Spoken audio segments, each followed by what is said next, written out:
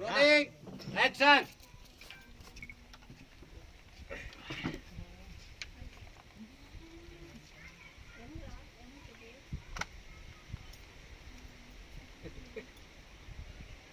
अरे बौखला बारा का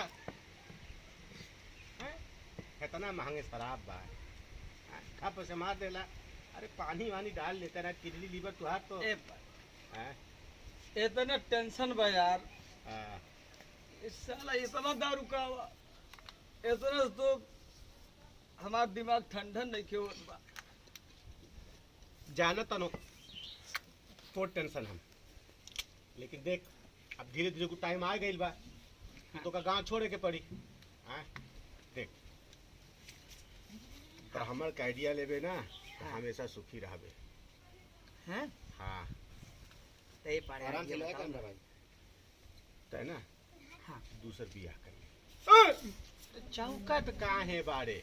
ना पारे। सुन सुन सुन सुन ए पारे जुगाड़ ना बताओ यार। सुन अरे वो अंदर मार फ्रेम डाली। से आउट होता। अरे बतिया तो सुन। हाँ। भाई बियाह मोर करबे का हैं? जब तोर बियाह हो जाई तो तोर मेरा तोर का कैली हैं? है ना? तू बन के बात करता है यार पारे। हाँ तो अरे रहाय दे, आराम से पियो, घरे जाए के बाद। हाँ जाएंगे भाई।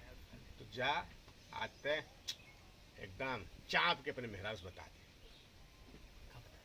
कि हम दूसरा बियाह कर। अरे यार भाई थोड़ा अंदर के लिए हम सेटिंग कर दे। हाँ हाँ, पक्का। पक्का।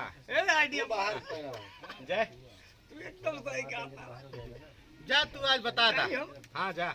ए पारे हाँ हम जाए जा। हाई बतरो ले जाएगा।